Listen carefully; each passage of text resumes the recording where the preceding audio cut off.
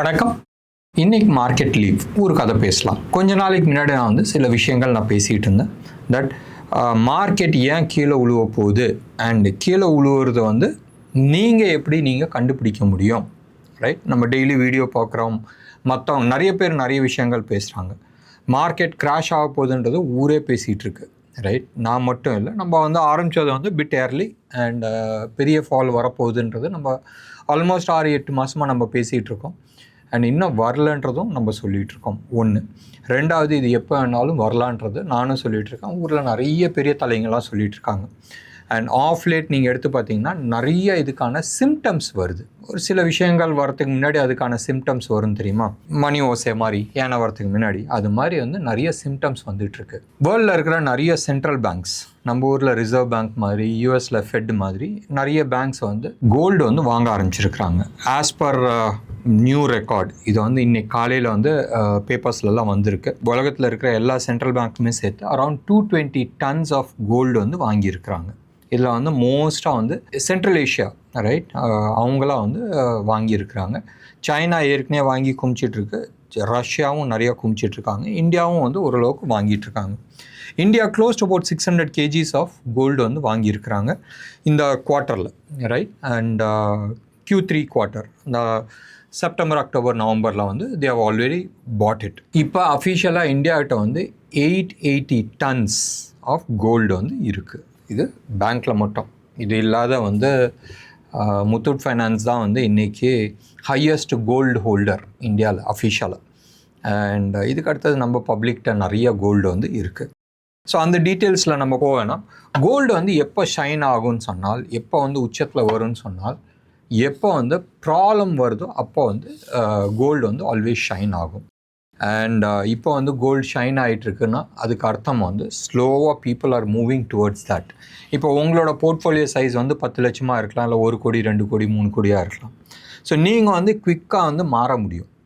இதே இதை யாராச்சும் 1000 கோடிக்கு வச்சுருக்குறாங்க, ரைட்? அவங்க குவிக்காக மாற முடியாது. ஸோ அவங்க குவிக்காக மாறதுக்கு பதிலாக அவங்க ஸ்லோவாக மாறி ஆகணும். ஒரே நாளில் இப்போ சப்போஸ் என்கிட்ட டாடா மோட்டார்ஸ் ஒரு 100 கோடிக்கு ஷேர் இருக்குன்னா 100 கோடி ஷேர் நான் விற்கிறது கஷ்டம். ஸோ அது ஸ்லோவாக அவங்க ஆஃப்லோட் பண்ணுவாங்க. அண்ட் ஆஃப்லோட் பண்ண they move to some safer haven. நீங்கள் எடுத்து பாருங்கள், இந்த சிச்சுவேஷன்ஸ் வருதுன்னு சொன்னால் எப்பயுமே Warren Buffett's Warren Buffett is considered with the father of investments உலகத்தில். லாஸ்ட் ஆல்மோஸ்ட் ஒரு 100 இயர்ஸாக தலைவர் பெரிய லெவலில் பண்ணிகிட்ருக்காரு. அண்ட் லாஸ்ட் 50-60 இயர்ஸாக அவர் சொல்கிறதா வேத வாக்காக எடுத்துக்கிட்டு நிறைய பேர் பண்ணிகிட்ருக்காங்க. ஃபார் தி ஃபர்ஸ்ட் டைம், எப்படி for the first time our cash and cash equivalent அவங்க க்ளோஸ் டு அபவுட் 28% வச்சுருக்கிறாங்க. 100 ரூபா இருக்குதுன்னு சொன்னால் அதில் 28 ரூபா கேஷாக இல்லாட்டினா கேஷ் ஈக்குவலண்ட்டாக வச்சுருக்கிறாங்க. கேஷ் ஈக்குவலண்ட்னா நம்ம பேசுகிறதில்ல, பாண்டெல்லாம் நம்ம பேசலை, அவங்க எஃப்டியாக வச்சுருக்காங்க, இல்லை பேங்க்கில் கேஷாக வச்சுருக்கிறாங்க. ஏன் இது வச்சுருக்கிறாங்கன்னு சொன்னால், மார்க்கெட் கிராஷ் வரும்போது 2 விஷயம். நான் உச்சத்தில் இருக்கிற அந்த வேல்யூவேஷன்ஸில் நான் எக்ஸிட் பண்ணுறேன், பாயிண்ட் 1. கீழே வரும்போது நான் வாங்கிக்கிறதுக்கு எனக்கு கையில் கேஷ் இருக்கணும். இது 2 தான் காரணம். இந்த லாங் டேர்ம் இன்வெஸ்டர்ஸ் நம்ம ஊரில் இது நிறைய பேர் பேசுகிற ஒரு சமாச்சாரம். இப்போ ரீசெண்டாக இல்லை, ஆல்மோஸ்ட் லாஸ்ட் ஒரு 1 இயராகவே நிறைய பேர்த்திட்ட பேசும்போதும் கொஞ்சம் ரிவ்யூ பண்ணிங்க உங்களோட பொசிஷன்ஸ், எக்ஸிட் பண்ண சொல்ல, பட் ஸ்டாப் லாஸ் நீங்கள் போட்டுங்கன்னு நான் சொல்லும் போதும் ஐம் அ லாங் டேர்ம் இன்வெஸ்டர்னு நிறைய பேர் சொல்கிறவங்க இருக்கிறாங்க. ஐயா, போர்ட்ஃபோலியோ 2 கோடி ரூபா இருக்குது, ஒரு 30% கீழே விழுவுதுன்னு சொன்னால் 2 கோடின்றது ஆல்மோஸ்ட் 160க்கு நிற்கிது, 140, ரைட்? 60 லட்ச ரூபா போகுதுன்னு சொன்னால் that's a big money, right? அந்த மறுபடியும் அந்த லெவலுக்கு வரத்துக்கு டைம் பிடிக்கும். எஸ், லாங் டேர்மில் நல்ல ஆப்பர்ச்சுனிட்டி இருக்குன்றது நான் மறுக்கலை, ரைட்? பட் ஷார்ட் டேர்மில் ரிஸ்க் ஜாஸ்தி இருக்குன்றது தான் நம்ம பேசிகிட்டு இருக்கோம். ஸோ முடிஞ்ச அளவுக்கு, மறுபடியும் நான் சொல்கிறேன், முடிஞ்ச அளவுக்கு எந்தெந்த ஸ்டாக்ஸ்லாம் டார்கெட்ஸ் அச்சீவ் ஆகிடுச்சோ, அது ரிவர்ஸ் ஆகுதோ, அது எல்லாத்தையுமே நீங்கள் ஸ்டாப் லாஸ் போட்டுட்டு வெளில எக்ஸிட் பண்ணுறதுக்கு வெளில பாருங்கள். நான் இமீடியட்டாக எல்லாத்தையும் லிக்விடேட் பண்ணுங்கன்னு நான் சொல்ல, பட் ஸ்டாப் லாஸ் போட்டு லிக்விடேட் பண்ணுறதுக்கு பண்ணுங்க. 1. வாரன் பஃபெட்டே 28% கேஷில் உட்காந்துட்டு இருக்காரு, அவர் ஸ்லோவாக எக்ஸிட் பண்ணிட்டு வந்துட்டுருக்காரு அப்படின்னா நீங்கள் டைவர்சிஃபிகேஷன் பண்ணுங்கள். ரிஸ்கி அசட்ஸ் விட்டு வெளியில் வாங்க. ரிஸ்கி அசட்ஸ்ன்றது it could be mutual funds or it could be stock market. இதில் நீங்கள் 100% நீங்கள் போட்டிருக்கீங்கன்னா அதில் வந்து கொஞ்சம் டைவர்சிஃபிகேஷன் வாங்க. ஒரு 15-20% நீங்கள் வந்து கோல்டில் நீங்கள் வந்து ஹோல்ட் பண்ணலாம். ஒன்று. ரெண்டாவது வந்து you can always go for bank எஃப்டிக்கு நீங்கள் வந்து போகலாம். ரெண்டாவது. மூணாவது வந்து மற்ற லெஸ் ரிஸ்கி அசெட்ஸ்க்கு வந்து நீங்கள் போகலாம். இப்போ நிறைய சிம்டம்ஸ் பற்றி நம்ம பேசிகிட்டு இருந்தோம். ஒன்று வந்து சென்ட்ரல் பேங்க்ஸ் வந்து கோல்டு வாங்குறது, இன்னொன்று வாரன் பஃபட் மாதிரி பெரிய தலைங்க எல்லாமே வந்து அவங்க பொசிஷன்ஸை எக்ஸிட் பண்ணிவிட்டு கேஷில் உட்கார்றாங்க. மூணாவது முக்கியமான விஷயம் என்னது, பப்ளிக் இஷ்யூஸ் நிறைய வருது. ஐபிஓஸ் நீங்கள் எடுத்து பாருங்கள், பயங்கரமாக ஐபிஓஸ் வந்துகிட்ருக்கு. அதுக்கு அர்த்தம் என்னான்னு சொன்னால், நான் பிஸ்னஸ் வச்சுருக்கிறேன், அந்த பிஸ்னஸை வந்து கேபிட்டலைஸ் பண்ணுறேன், ஏன்ட்ட வந்து பிராண்ட் நேம் இருக்குது, அந்த பிராண்ட் நேமை வந்து வெளியில் விற்கிறேன் அண்ட் அதுக்கான கேஷ் நான் வந்து வித்ட்ரா பண்ணிக்கிறேன். ரைட்? இப்போ மார்க்கெட் கிராஷ் ஆகும்போதும் பிராண்ட் நேமும் கிராஷ் ஆகும். பப்ளிக் இஷ்யூ வரத்துக்கு முன்னாடி கிராஷ் ஆச்சுன்னு சொன்னால் நஷ்டம் அந்த கம்பெனிக்கு மட்டும்தான். இப்போ நீங்களும் அதில் பங்குதாரராக இருக்கீங்க. ஒரு சிம்பிள் எக்ஸாம்பிள் எடுத்துக்கலாமே, லென்ஸ்கார்ட். எனக்கும் லென்ஸ்கார்ட்டுக்கும் எந்த விதமான விரோதமும் கிடையாது. பட் லென்ஸ்கார்ட்டை பற்றி நிறைய விஷயங்கள் வந்துச்சு. ஒரு கம்பெனியோட வேல்யூவேஷன்ஸ் எப்படி பண்ணுன்றது நிறைய பேத்துக்கு தெரியாது. இதுக்குன்னே தனி வீடியோஸ் நான் வந்து உங்களுக்கு போடுறேன். 2 விதமாக வந்து நம்ம வேல்யூவேஷன்ஸ் பண்ணலாம். ஒன்று, அவங்க வந்து எவ்வளோ ஏர்ன் பண்ணுறாங்க. நான் வந்து மாதத்துக்கு வந்து ஒரு கம்பெனி எடுத்துக்கலாம், மாதத்துக்கு வந்து ஒரு 1 கோடி ரூபா அவங்களுக்கு வந்து ப்ராஃபிட் வருதுன்னு சொன்னால், வருஷத்துக்கு வந்து அவங்களுக்கு 12 கோடி ரூபா ப்ராஃபிட் வருது. அவங்க வந்து 10x போடலாம். அப்போனா 12 கோடி ரூபா கம்பெனியை வந்து 10xாக நம்ம போடலாம். 10xாக போடும் போதும் 12 கோடி இன்ட்டு 10 நீங்கள் போடும்போது 120 கோடி ரூபா. இதான் வந்து என் கம்பெனியோட மதிப்பு. இதே இது வந்து நான் 15xாக நான் போடுறேன்னு வச்சுங்க. ஸோ 15xாக போடும் போதும் 180 கோடி ரூபா என் கம்பெனியோட மதிப்பு. ஸோ இதுதான் வந்து வேல்யூவேஷனோட வே நார்மலாக. So we talk about PE ratios, right? Price to earning ரேஷியோஸ்ன்றது நம்ம போடலாம். ஒரு சில கம்பெனி அதான் வந்து லென்ஸ்கார்ட்டில் நடந்தது. என் கம்பெனியோட டேர்ன் ஓவர் வச்சு எடுப்பாங்க. என் டேர்ன் ஓவர் பெருசாக இருக்கும், பட் லாபம் சின்னதாக இருக்கும். இப்போ ஒரு கோல்டு கம்பெனி இருக்குதுன்னு வச்சிங்களேன், கோல்டு கம்பெனியோட டேர்ன் ஓவர் எக்கச்சக்கமாக இருக்கும், லாபம் கம்மியாக இருக்கும். ஏன்னு சொன்னால் அவங்களோட margin of operation is very less. Right? இன்னைக்கு கோல்டு வந்து எத்தனை பேத்துக்கு தெரியுன்றது தெரியாது. கோல்டு வந்து விற்கும் போது அவங்களுக்கு மிஞ்சி போனால் ஒரு, நான் சொல்கிறது ரீட்டைல் கோல்டை பற்றி நான் பேசல, ஹோல்சேல் கோல்டு நம்ம எடுத்துக்கலாமே, மிஞ்சி போனால் less than 2% ப்ராஃபிட் தான் வரும். ரைட்? ஸோ எத்தனை பேருக்கு இது தெரியுன்றது தெரியாது. ஸோ வால்யூம் பெருசாக இருக்கும், பட் லாபம் கம்மியாக இருக்கும். ஸோ இது மாதிரி இருக்கிற பிஸ்னஸில் வந்து என் வேல்யூவேஷனை வந்து பேஸ்ட் ஆன் கம்பெனியில் நான் போடுறேன்னு சொன்னால், அதாவது பேஸ்ட் ஆன் டேர்ன் ஓவர் நான் போடுறேன்னு சொன்னால் பெருசாக தெரியும். இப்போ லென்ஸ்கார்ட் விஷயத்துக்கு வரலாம். இப்போ லென்ஸ்கார்ட் வந்து வேல்யூவேஷன், பெரிய வேல்யூவேஷன் கொடுத்து அதில் நிறைய நெகட்டிவ் போயிட்டு இருந்துச்சு. இன்றைக்கி பேப்பரில் வந்துருக்கு 28 டைம், எவ்வளோ? 28 டைம் அவங்க வந்து ஓவர் சப்ஸ்கிரிப்ஷன் ஆகிருக்கு. கேட்டது வந்து அரௌண்ட் 7,000 கோடி, வந்திருக்கிறது வந்து 1,10,000 கோடி. அப்போ மார்க்கெட்டில் வந்து இவ்வளோ லிக்விடிட்டி இருக்குது. அந்த லிக்விடிட்டியை வந்து இவங்க கறக்குறாங்க. ஸோ தட் மீன்ஸ் என் பிராண்ட் நேமை விற்று நான் வந்து கம்பெனி மார்க்கெட்டில் வந்து நான் கேஷ் எடுத்துகிட்டு இருக்கேன்றது ஒன்று. அண்ட் கொஞ்ச நாளைக்கு முன்னாடியே வந்து நம்ம வந்து பேசிக்கிட்டு இருந்தோம், லாஸ்ட் 10-15 இயர்ஸாக இல்லாத அளவுக்கு, எவ்வளோ? லாஸ்ட் 10-15 வருஷத்தில் இல்லாத அளவுக்கு கார்ப்பரேட்ஸ் கம்பெனிஸ்லாம் இருக்குல்ல, Nifty 50 companies or Nifty 100 companies, அந்த கம்பெனிஸ் வந்து கேஷில் உட்காந்துட்டு இருக்காங்க. They are sitting with cash reserves. நார்மலாக வந்து என்ன பண்ணுவாங்க, கையில் கேஷ் இருக்குதுன்னு சொன்னால் ஒன்று பைபேக் பண்ணுவாங்க ஷேர்ஸை, இல்லை டிவிடெண்ட்டாக கொடுப்பாங்க, இல்லை கம்பெனியோட எக்ஸ்பேன்ஷன்ஸ்க்கு போவாங்க. எல்லாருக்குமே தெரியும் India is a growth story and பெரிய லெவலில் வந்து இந்தியாவில் வந்து அடுத்த லெவல் க்ரோத் வரப்போகுதுன்றது. ஆனாலும் இன்வெஸ்ட் பண்ணாத கேஷில் உட்காந்துட்ருக்காங்க. காரணம், மார்க்கெட் கீழே சரியும் போதும் அதுக்கப்புறமா நம்ம ரீஎன்டர் பண்ணலாம், so that we don't get ஸ்டக்குன்றதுக்கு இதுவும் வந்து ஒன் ஆஃப் தி இம்பார்ட்டண்ட் மேட்ரிக்ஸ்னு வச்சிங்களேன்.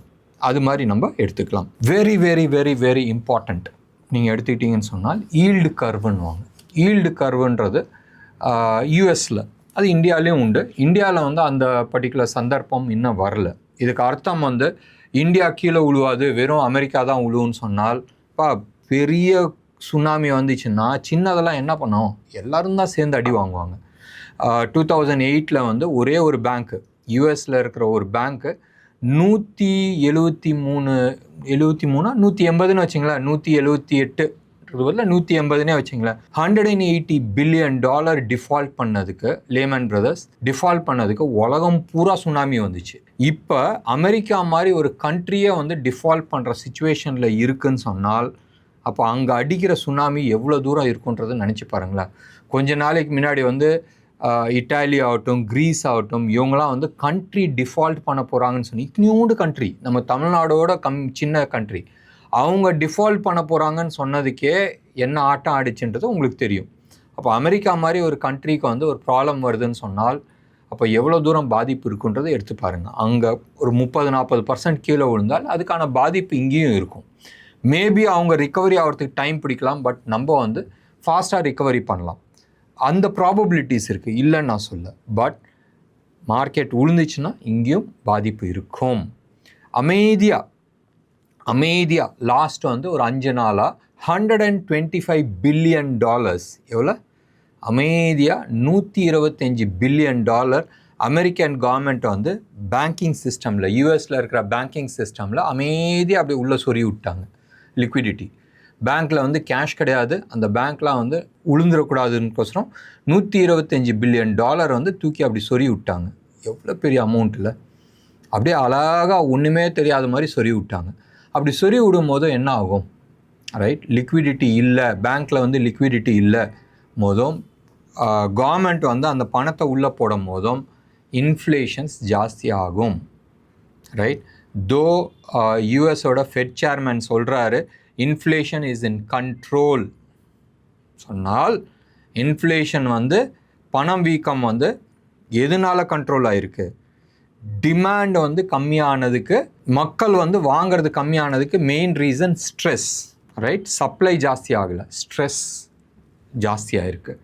மக்கள் கையில் பணம் புழக்கம் கம்மியாக இருக்கிறனால அது வந்து இன்ஃப்ளேஷன்ஸ் கம்மியாக இருக்குன்றதை நம்ம எடுத்துக்கலாம். பட் அவங்க வியாபாரி தானே, அவங்க வந்து சொன்னதை வந்து அதை பற்றி பேசவே இல்லை. ஸோ யூஎஸில் வந்து இன்ஃப்ளேஷன் இஸ் இன் கண்ட்ரோல்ன்றாங்க. பேங்க் வந்து இவ்வளோ நோட்டை பிரிண்ட் பண்ணி உள்ளே சொருகிறாங்கன்னு சொன்னால் நேச்சுரலி இன்ஃப்ளேஷன்ஸ் வரதுக்கான சான்சஸ் நிறையா இருக்குது. சரி, நம்ம ஈல்டு கர்வை பற்றி நம்ம பேசிகிட்டு இருந்தோம். அந்த ஈல்டு கர்வுன்றது சாதாரணமாக, ரைட், லாஸ்ட் வந்து ஒரு டிசம்பர் மாதம் 2024 வரைக்கும் அது ஈல்டு கர்வு வந்து ஜாஸ்தி இருந்துச்சு. என்ன ஆகுதுன்னா, ஷார்ட் டேர்ம், இப்போ நான் வந்து 10 வருஷத்துக்கு வந்து பேங்க்கில் எஃப்டி போடுறேன், ஒரு 30 வருஷத்துக்கோசரம். இந்தியாவில் அது கிடையாது, ரைட்? இந்தியாவிலாம் 5 வருஷத்துக்கு மேலே கொடுக்கறதில்ல, யூஎஸ்லலாம் உண்டு உங்களுக்கு. 10 வருஷம்க்கு வந்து வட்டி கம்மியாக இருக்கும், 30 வருஷத்துக்கு போனோம்னா வட்டி கொஞ்சம் ஜாஸ்தியாக இருக்கும்.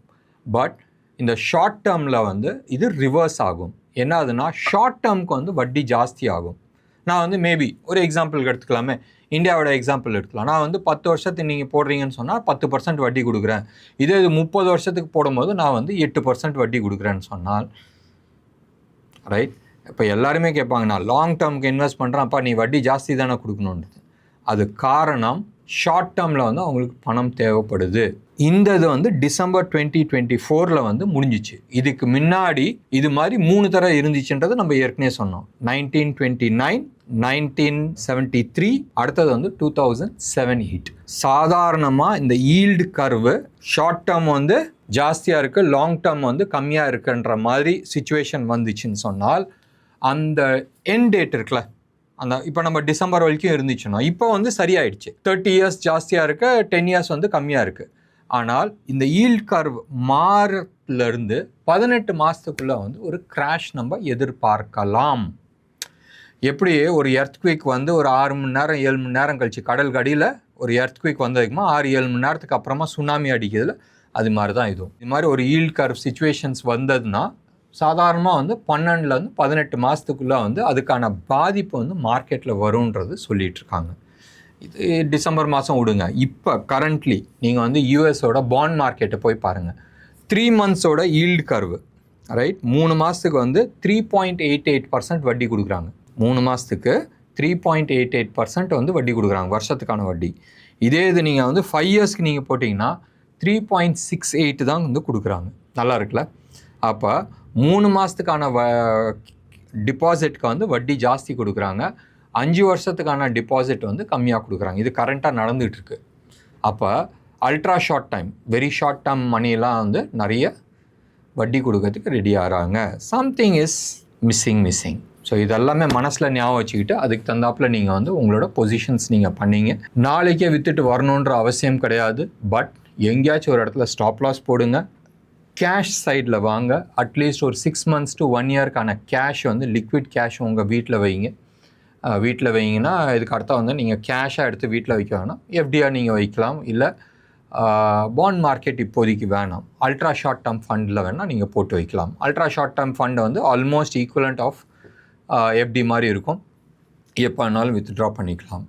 ஒன்று, அதில் வந்து பெரிய மாற்றங்கள் இருக்காது. ரைட், ஒன்று. ரெண்டாவது வந்து கோல்டோட பொசிஷன்ஸ் உங்களோட போர்ட்ஃபோலியோவில் நார்மலி 10% வைக்கலாம். பட் இப்போ 20% நீங்கள் வந்து ஏற்றிக்கலாம். மீதிக்கு வந்து ப்ரோக்ராம் தொடர்ந்து பாருங்கள். Probably will share more ideas on this. என்ன நேயர்களே, இன்றைக்கி ப்ரோக்ராம் உங்களுக்கு பிடிச்சிருந்துச்சுன்னா லைக் பண்ணுங்கள், ஷேர் பண்ணுங்கள். டெஃபினட்டாக உங்களோட கமெண்ட்டை எதிர்பார்க்குறேன். நன்றி, வணக்கம்.